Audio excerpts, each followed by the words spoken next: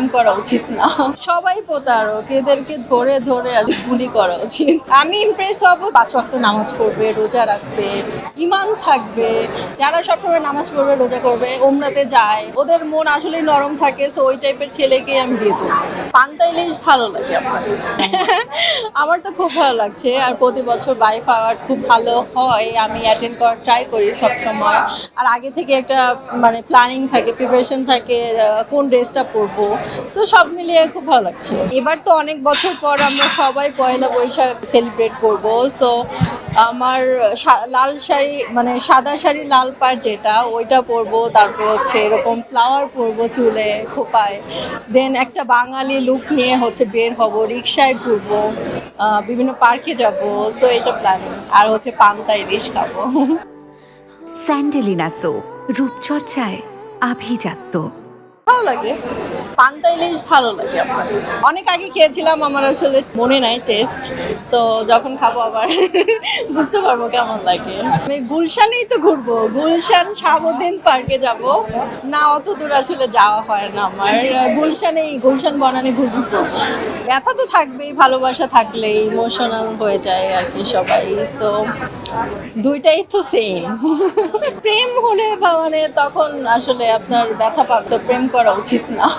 আমি যতগুলাই প্রেম করি আসলে আমার লাইফে আসলে কেউ ভালো কেউ আসে না, সো আমি এখন আর প্রেম করবো না ভাবছি। সবাই প্রতারক, এদেরকে ধরে ধরে আসলে মেরে ফেলা উচিত, গুলি করা উচিত, পাথর মেরে মেরে তারপর হচ্ছে মেরে ফেলবে, এটাই ছেলেদের। কারণ ওরা হচ্ছে প্রতারক, দ্যাটস ওয়াই। ওমরা তো আপনারা শুনেছেন যে ওমরা যাওয়ার আগে থেকে তো কাজ করতে পারিনি, তারপর হচ্ছে দেশের অবস্থা খুব খারাপ ছিল। আর এখন আসার পরে আমার কয়েকটা ডিরেক্টরের সাথে কথা হয়েছে, আমি ঈদের জন্য কিছু কাজ করব, সো ওইটাই। আর হচ্ছে এসে আমি 4টা বিজ্ঞাপন করেছি, তো সব মিলিয়ে কাজ ভালো যাচ্ছে। আমার তো আসার পর থেকে মনে হচ্ছে যে আমি আবার যাব, কারণ এখন তো আবার সামারে তো আসলে সৌদিতে বের হতে পারবো না, এত গরম সহ্য করতে পারবো না, সো আমি প্রতি বছর যাব ডিসেম্বরের দিকে আর কি, তখন ঠান্ডা থাকে, ডিসেম্বর জানুয়ারি। হ্যাঁ, এটা গোল্ডেন নেকলেস, আমি যেহেতু একটা সুন্দর শাড়ি পরেছি, তো ভাবলাম গোল্ডের কিছু পরি, আর এটার সাথে ম্যাচিং আছে আমার হচ্ছে শাড়ির সাথেও ম্যাচ, সো দ্যাটস ওয়াই পরে আসা। ও হ্যাঁ হ্যাঁ হ্যাঁ হ্যাঁ, এই জন্যই পরে আসা।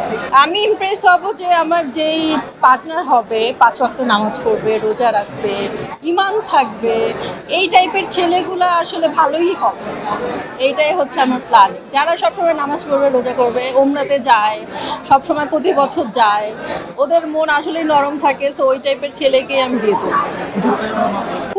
হুজুর ছাড়াও কিন্তু অনেকেই আছে, মানে যারা এগুলা মেনটেন করে নামাজ রোজা, সো ওই টাইপের ছেলেকেই বিয়ে করবো।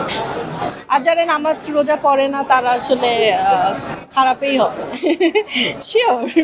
সন্তান খুব ভালো আছে, ও তো ওর এক্সাম চলছে, আর ওকে নিয়ে তো পয়লা বৈশাখ এবার সেলিব্রেট করব, সো সব মিলে অনেক এক্সাইটেড ও। আর ঈদেও তো আমাদের খুব ভালো সময় দিয়েছে, আমরা ঘুরেছি। আর মানে যখন পয়লা বৈশাখের পরে হচ্ছে ওর এক্সাম শেষ হলে তখন আমরা ভ্যাকেশনে যাব দেশের বাইরে, সো সব মিলে ভালো আছে। বলা যাবে না, ওটা বলা যাবে না কোন ক্লাসে পড়ে না। ও অনেক বড় হয়ে গিয়েছে, ও আমার থেকে অনেক লম্বা হয়ে গেছে। এখন ওর সাথে যদি, হ্যাঁ ছোট্ট ছিল, তো এখন ওর সাথে যদি আমি বের হই বা আমি এই ধরনের প্রোগ্রামে নিয়ে আসি, সবাই মনে করবে আমার বয়ফ্রেন্ড, এতটাই বড় হয়ে গিয়েছে। সো এই জন্য আমি ওর সাথে কোনো পিকচারও আপলোড করি না, বিকজ বাজে কমেন্টস করে।